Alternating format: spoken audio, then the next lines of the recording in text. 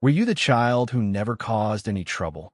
The one who handled the bills, the emotions, or the chores before you could even drive? Most people call it being mature for your age, but they're wrong. It's actually a trauma response called parentification. And if you're still doing it as an adult, it's probably exhausting you. Today, we're looking at why you feel like you have to save everyone, except yourself. Welcome back. Let's talk about the kids who had to grow up too fast. Psychology says that when a home is unstable, a child steps up to fix it. You didn't choose this. You just did what you had to do to survive. Maybe you were the emotional anchor for a parent, or the third parent to your siblings. Either way, you missed a critical stage of development, play. Play isn't just fun. It's how we learn that the world is safe. But for you, the world never felt safe. It felt like a job. So, how does this show up now that you're an adult? First, you probably have a hyper-responsibility switch that won't turn off. If a friend is sad, you feel like it's your fault. If a plan fails, you're the one who apologizes, even if you didn't do it.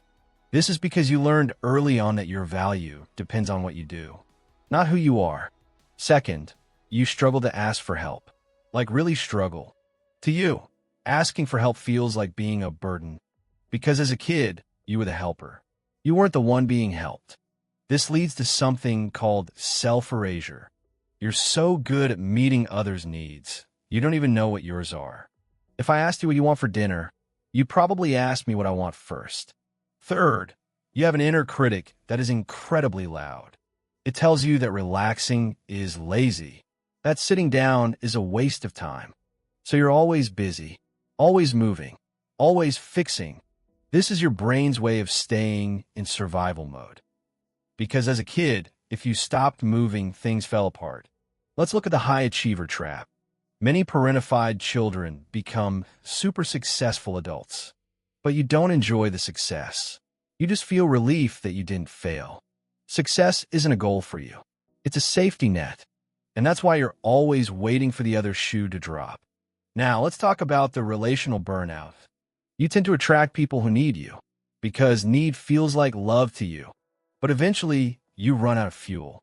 And when you do, you feel guilty. Here are 4 signs you were never allowed to be a child. 1. You're the peacekeeper in every conflict. 2. You feel a deep sense of guilt when you spend money on yourself. 3. You're an expert at reading people's micro-expressions. You know they're mad before they even know they're mad. 4. You find playful or silly people kind of annoying. That's not because you're boring. It's because your inner child is jealous. If you feel called out, don't worry. This isn't a life sentence. The first step is realizing that you are no longer responsible for everyone's happiness. You're allowed to be inconvenient. You're allowed to be needy.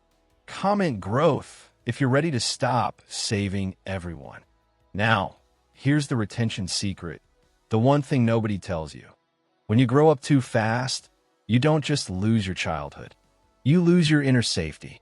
You become a human doing instead of a human being, and your body keeps the score of that constant tension.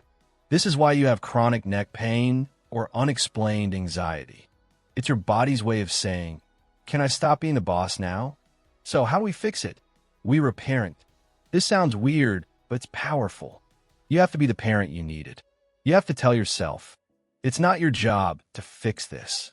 You have to give yourself permission to do something useless. Buy that toy. Watch that cartoon. Take a nap.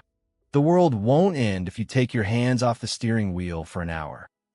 In fact, that's when your life actually begins. You were a hero for surviving your childhood, but you don't have to be a hero anymore. You just have to be you. Did you have to grow up too fast?